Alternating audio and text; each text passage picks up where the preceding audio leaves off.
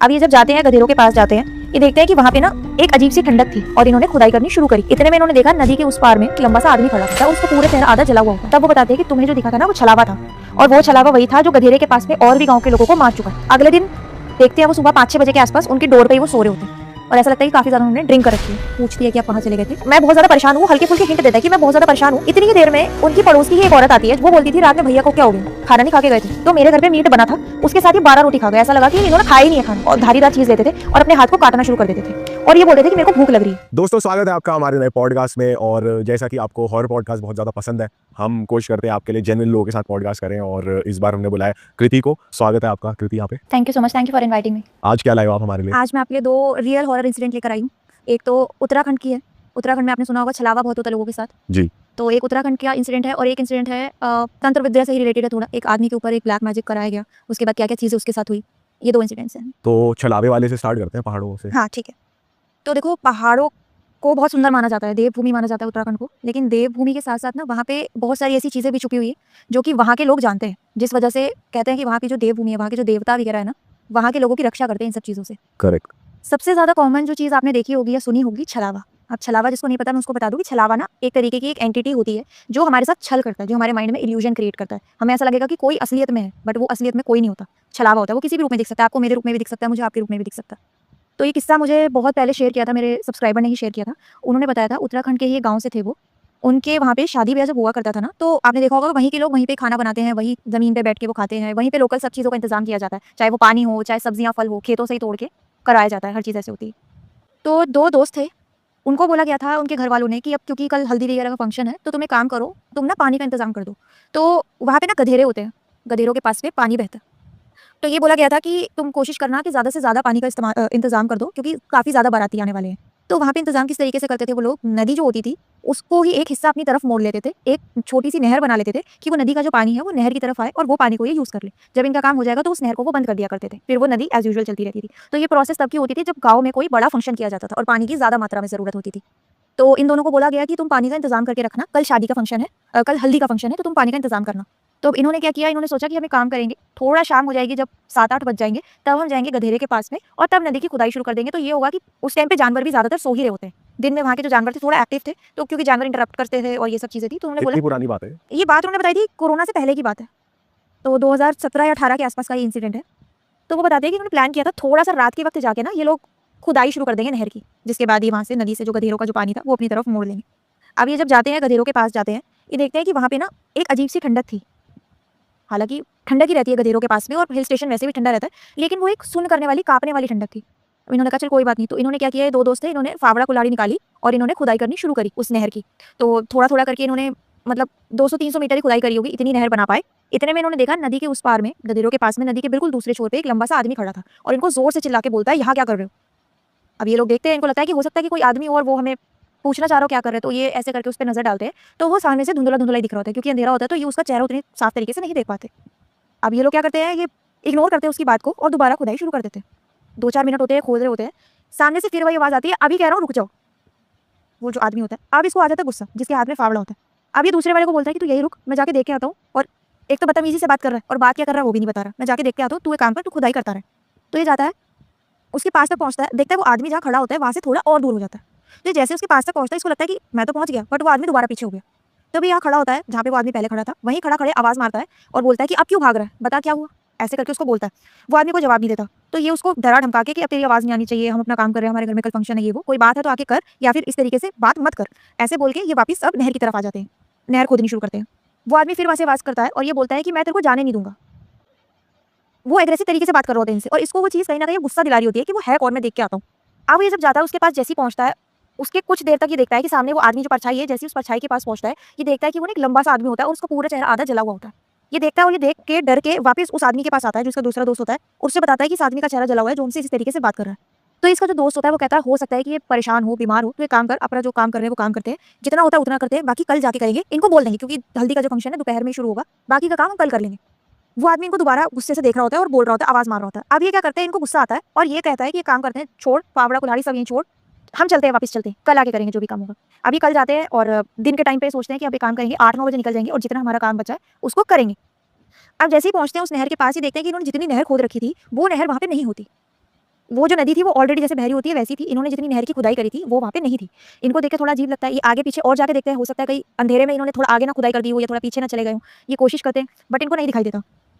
अभी समझ नहीं पाते क्या हुआ। अब वहाँ से एक बाराती जो जिनके घर फंक्शन था वहीं से एक बच्चा उठ के आता है इनके पास और इन्हें कहता है कि भैया जल्दी करो, बाराती के जो लोग हैं वो आने वाले हैं, बारात आने वाली है। अब ये डर जाते हैं, अभी सोचते हैं कि हम क्या करें। अभी जाते हैं और अपने मम्मी वगैरह को बताते हैं कि मम्मी हमने तो नहर की खुदाई करी थी लेकिन वहाँ तो कोई खुदाई नहीं कर रखी, और जो खुदाई जिसने करी थी, जितनी देर हमने खुदाई करी थी, कम से कम तकरीबन हमें 1.5 से 2 घंटा लग गया था, और अगर हम दोबारा अब शुरू करेंगे तो हो सकता है कि और टाइम लग जाए, तुम्हारी बारात भी आ जाएगी लेकिन उन्हें पानी के लिए वेट करना पड़ेगा, क्योंकि 1-2 घंटे जो हमने मेहनत उस रात को करी थी वो नहीं हो सकती। तो इन्होंने, इसकी मम्मी ने बोला कि क्या हुआ, ऐसा क्या हुआ, तुम तो कह रहे थे खरत। तब इन्होंने बताया था कि मेरे को वहाँ पे कोई आदमी चिल्ला रहा था, पहले तो मेरे को गुस्सा आ रहा था, उसकी वजह से हमने रात को ही छोड़ दिया, क्योंकि इसको बोला गया कि तुमने इतनी जल्दी क्यों छोड़ दिया, अपना काम पूरा करके आते, तुम लोगों के भरोसे हमने पूरे बारातियों का जितना भी पानी का इंतजाम है तुम 2 के भरोसे है।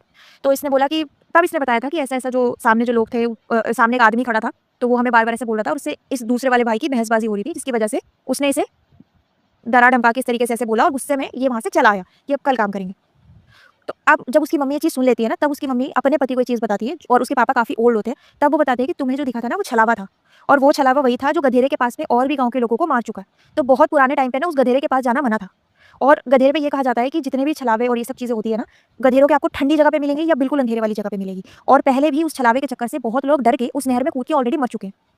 छलावा क्या करता था, वो छलावा आपको इस तरीके से बुलाता था, उसके दादा बताते हैं, वो छलावा आपको आवाज़ लगाएगा, वो आपको गुस्सा दिलाएगा, आप उसके पास जाओगे और वो नहर में कूदेगा, वो छलावा कूदेगा, और लोग उसको बचाने के चक्कर से खुद कूदते थे नहर में, जिसकी वजह से वो लोगों की मौत हो जाती थी। और इसी रूप में दिखता था कि जला वो हुआ उसी रूप में फेस दिखता था, सबको। वो जला हुआ फेस था। वो कहाँ से आया था, ऐसा कुछ गाँव में कोई आदमी नहीं था जो जल गया था, वो कहाँ से आया था किसी को नहीं पता था। लेकिन ये सबको पता था कि गधेरे के पास में बहुत सारे लोग पहले आत्महत्या कर चुके हैं। लेटर ये चीज़ खुली थी कि वो छलावा था जो पहले खुद कूदता था और लोगों को उकसाता था कि वो भी कूदे।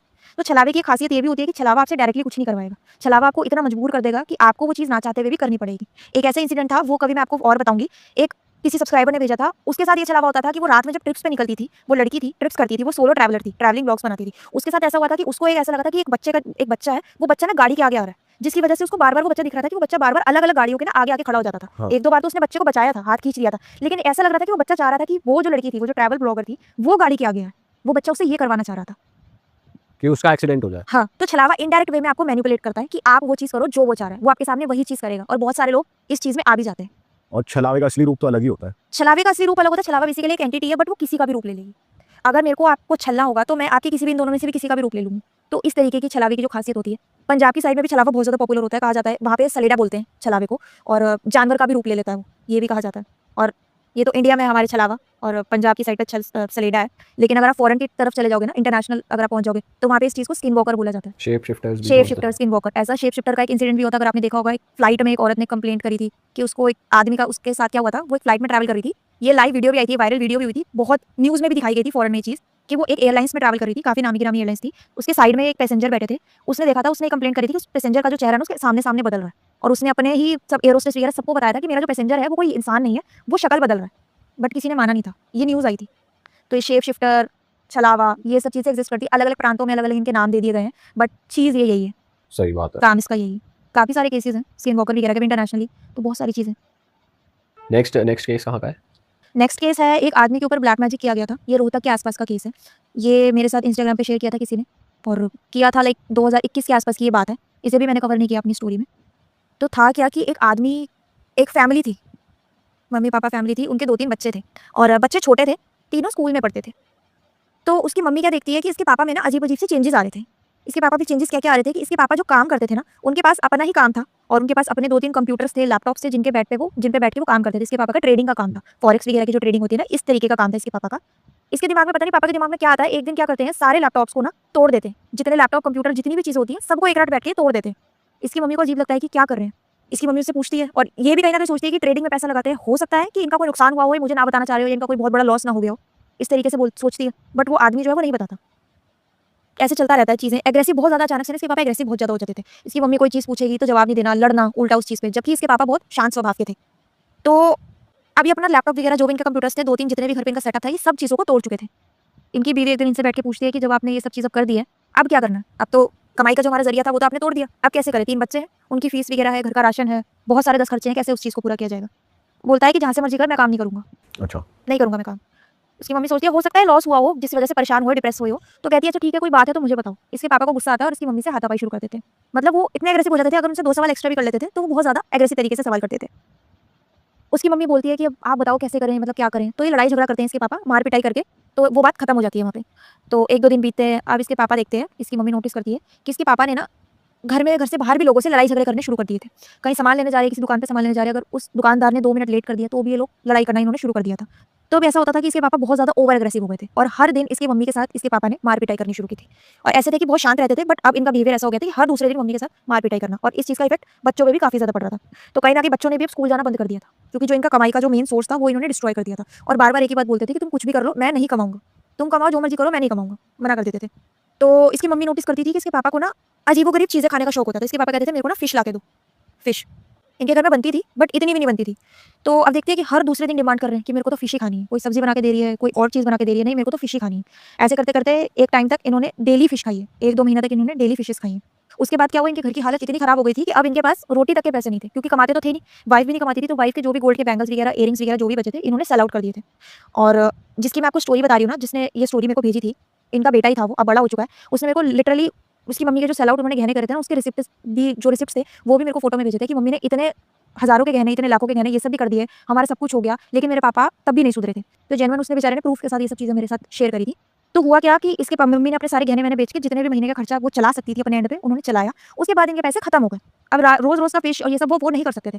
तो एक दिन फिश नहीं बनी। इन्होंने बोला, इसके पापा ने बोला कि मेरे को तो फिश ही खानी है। तो इन्होंने बोला कि नहीं बनी फिश।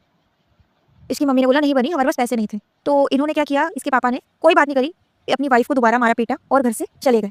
अब घर से कहाँ चले गए किसी को नहीं पता। 3 बच्चे छोटे थे, जा नहीं सकते थे देखने, और वो जो वाइफ थी वो 3 बच्चों को घर पे अकेले छोड़ के नहीं जा सकती थी, छोटे बच्चों को। तो इसने सोचा कि ठीक है, जहाँ भी गए होंगे खुद ही आ जाएँगे। अगले दिन देखते हैं वो सुबह 5-6 बजे के आस-पास उनकी डोर पे ही वो सो रहे होते हैं, और ऐसा लगता है कि काफ़ी ज़्यादा उन्होंने ड्रिंक कर रखी है, तो बाहर ही लेटे होते हैं। तो डोर खोलती है, अपने पति को अंदर बुलाती है और पूछती है कि आप कहाँ चले गए थे? तब वो बोलता है कि मैं बहुत ज़्यादा परेशान हूँ, हल्के-फुल्के हिंट देता है कि मैं बहुत ज़्यादा परेशान हूँ, कुछ है जो मुझे परेशान कर रहा है। समझ नहीं पाती उसकी वाइफ। इतनी ही देर में उनकी पड़ोस की ही एक औरत आती है, जो कि उनके घर आती-जाती रहती थी, उनकी नेबर थी। वो बोलती थी रात में भैया को क्या हो गया? खाना नहीं खा के गए थे? तो ये बोलती है, इसकी बीवी बोलती है कि नहीं क्या बात हुई, खाना तो नहीं खा के गए थे, गुस्से में निकल गए थे। कह रही क्या बात हो गई, तुमने खाना नहीं खिलाती क्या? इतने दिन से भूखे रहते हैं, इतने दिन कैसा लग रहा था, इतने दिन के भूखे हैं। तो इनकी बीवी कहती है नहीं, ये तो रोज़ खाना खाते हैं, बस कल ही नहीं खा के गए थे, लड़ाई करके गए थे। तब ये बोलती है कि जो पड़ोसी आरखी होती है, तब वो बोलती है कि नहीं, कल ही आए मेरे घर और तकरीबन 12 रोटी खा के गए हैं। और 12 रोटी खा के गए हैं और बोल के गए हैं कि मैंने जो सब्जी बनाई थी वो नहीं चाहिए, या तो मीट लेकर आओ या फिश लेकर आओ। तो मेरे घर पे मीट बना था, उसके साथ ही 12 रोटी खा गए। ऐसा लगा कि इन्होंने खाया ही नहीं है खाना, इतने दिन से भूखे हैं। तो उसकी बीवी को अजीब लगता है कि घर में तो ये 2-3 रोटी खाते थे और मछली मांगते थे। तो हो सकता है इनकी बीवी को ये भी लगा कि हो सकता है कि मैं नहीं बना पाई या मैं नहीं ला पाई, इनको क्रेविंग हुई होगी, तो इसीलिए इन्होंने मांग के खा ली होगी। तो कोई डिस्कशन नहीं करती है उससे, अपने पति से, और नॉर्मल 1-2 दिन बीतते हैं और जैसे तैसे करके जो भी बची हुई सेविंग होती है, कोशिश करती है कि उससे घर में कुछ हो ना हो, इसकी एक टाइम की मछली आ जाए, ताकि ये लोगों के घरों में जा जाके, क्योंकि बेइज्जती वाली बात होती है। तो उसकी बीवी ने ऐसा करना शुरू किया, रिश्तेदारों से उधार मांगना शुरू किया, इसी तरीके से अब वो घर का खर्चा चलाना, बच्चों की फीसें भरना, ऐसे करना शुरू किया। तो इसी चीज़ में 1-1.5 महीना बीत गया। अब उसके पापा ने एक नई चीज़ शुरू कर दी थी। उसके पापा ने अपना हाथ को ना काटना शुरू कर देते थे, मतलब कोई सी भी धारीदार चीज़ लेते थे और अपने हाथ को काटना शुरू कर देते थे, और ये बोलते थे कि मेरे को भूख लग रही है। तो उसके हाथ पे ना बाकायदा कट्स भी है, हाथ पे, और पैर का जो हमारा अंगूठा होता है ना, अंगूठे के नीचे काटा करते थे। या तो वो कलाई को काटते थे, और या पैर के अंगूठे के नीचे उनके कट्स हैं, पैरों की फोटो भी है मेरे पास इस चीज़ की। तो ये 2 जगह पे वो काटते थे और ये बोलते थे कि मेरे को भूख लग रही है। तो उनकी बीवी समझ नहीं पाती थी कि किस चीज़ में क्या-क्या बार-बार बोल रहे हैं, खाना भी दे रही हूँ, सब कर रही हूँ। तब उन्होंने किसी को इसको दिखाया था, अपने पति को दिखाया था। तब उन्होंने बताया था कि इसके ऊपर किसी ने मसान छोड़ रखा है, एक क्रिया करवा रखी है, जो इससे लगातार ये चीजें करवा रहा है। ये चीज़ें करवा रहा है। लगातार वो नॉन-वेज माँग रहा है, ताकि ये वो इसके अंदर जब तक भी रहे वो सर्वाइव कर पाए। इसको मरवाना नहीं है, इसको कुछ नहीं करवाना। जो भी इंसान इसका नुकसान कर रहा है, वो बस ये चाह रहा है कि ये आदमी अंदर से खत्म होता जाए, और जो भी एंटिटी है, वो ये चाह रही है कि मैं जब तक भी इसके अंदर हूँ, मुझे मांस मिलता रहे। वो इसी वजह से मांस की इतनी ज़्यादा क्रेविंग, मछली मांग, रोज़ मछली मांग। तो वो जो एंटिटी थी, उसको जिस तांत्रिक ने बुलाया था, उसको मछली पे बुलाया था। ओके। मछली पे बुलाया था और ये बोल के बुलाया था कि तू मेरा काम करेगी, और जब तू मेरा काम कर देगी तभी मैं तेरे को मछली का भोग चढ़ाऊंगा। और अगर कोई भी अतिरिक्त आत्मा है, आप उसको किसी भी चीज़ पे बुला रहे हो, ये बोल के बता रहे हो कि मैं तेरे को ये चीज़ काम पूरी करने पे दूंगा, तो वो आपको कोई भी काम करेगी। तो ये चीज़ थी, जब तक उसे उस तांत्रिक से मछली नहीं मिल रही थी, वो इसके थ्रू मछलियाँ खा रहा था, मछलियाँ मांग रहा था, और जब नहीं मिलती थी तो एग्रेसिव हो जाता था, अपने आप को काटना, मार पिटाई करना, ये सब चीज़ें करता था। बाद में लेटर ऑन पता चली थी, इन्हीं के एक रिलेटिव ने इन पे तंत्र क्रिया करवाई थी, और वो भी इसीलिए करवाई थी क्योंकि ये उनसे ज़्यादा अच्छा बिजनेस में ग्रो कर रहे थे। क्योंकि फॉरेस्ट ट्रेडिंग में आपको पता है कि कभी भी आपका जैकपॉट लग जाता है, कभी भी। तो इन्होंने बीच में घर खरीदा था, गाड़ी खरीदी थी, तो रिश्तेदारों को जलन थी एक तरीके से, तो उन्होंने इस पे क्रिया करवाई थी। और जिस तांत्रिक ने करी थी, उसने इतना पावरफुल मसान इस पे छोड़ा था कि वो मसान इसके अंदर रह के इसको ही अंदर परेशान कर रहा था, जिसकी वजह से इसने सारा अपना काम धंधा चौपट कर दिया। तो मेन उस आदमी जिसने करवाई थी, उसका मेन मोटिव यही था कि सबसे पहले इसका काम बंद करवाओ।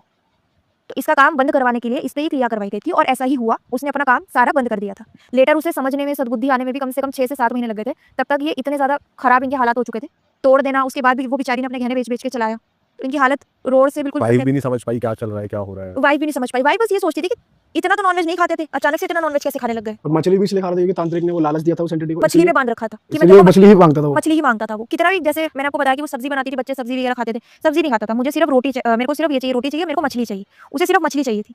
और जब उसे एक दिन मछली नहीं मिली तो वो बाहर जाके, उसे वहाँ मछली नहीं मिली तो उन्होंने मटन दे दिया था, उसे मांस चाहिए होता था, लेकिन मोस्टली उसको मछली पे बांध रखा था कि तू ये काम कर दे, इसका काम बंद करवा दे, इसको बर्बाद करवा दे, फिर मैं तेरे को मछली दूंगा। क्योंकि तांत्रिक वगैरह जब किसी भी एंटिटी को छोड़ते हैं, जिसको भी वो पकड़ के रखते हैं, जिसको भी किसी पे छोड़ना चाहते हैं, मसान हो या कोई भी एंटिटी हो, उसको किसी चीज़ पे बांध के छोड़ा जाता है कि तुम ये काम कर दो, तब मैं तुम्हें ये चीज़ दूंगा एज अ रिवॉर्ड। तो वो एंटिटी इस लालच में उसका काम करती है और फिर वो तांत्रिक के पास वापस आ जाती है। इसी तरीके से सारी कच्चा कलवा, 1.5 फुटिया, ये इसी लालच में काम करती है। मसान भी बहुत पावरफुल होता है। मसान भी बहुत पावरफुल होता है। मसान को लोग 2 तरीके से यूज़ करते हैं। मसान की पूजा भी की जाती है, मसान को लोग तंत्र क्रियाओं में भी यूज़ किया जाता है। मसान एक उत्तराखंड के बहुत जाने पहचाने मसान है, गूंगन मसान उनका नाम है। उनको वहाँ पे मेलडी माँ के नाम से जाना जाता है। उत्तराखंड में ये मेलडी माँ है जिनकी पूजा की जाती है बहुत भाव से। लेकिन कुछ तांत्रिक है जो मेलडी माँ का ही एक स्वरूप है, गूंगन मसान, उसको तंत्र क्रिया में यूज़ करते हैं। तो आपने सुना होगा कि जैसे कर्ण पिशाचिनी, यक्षिनी, ये सब माँ है, वैसे ये सब पूजा के लिए स्वर्ग से उतारी गई थी एक तरीके से, लेकिन तांत्रिकों ने इनका गलत इस्तेमाल करना शुरू कर दिया। तो इनको अच्छे स्वरूप में भी पूजा जाता है, इनकी डार्क फॉर्म में भी इनकी पूजा की जाती है, इस तरीके से। ऑल राइट, काफ़ी अच्छी नॉलेज है यार आपको एंटिटीज़ वगैरह की भी। अब थोड़ा क्योंकि मेरे को लोग भेजते रहते हैं और थोड़ा मैं और चीज़ों में जानने लग गई हूँ, तो ये काफ़ी इंटरेस्टिंग फील्ड है, तो थोड़ा ज़्यादा पता लगने लग गया है। ऑल राइट, और मैं दोस्तों आपको जाते जाते ये भी कह दूँ, फिलहाल इस एपिसोड को हम खत्म कर रहे हैं।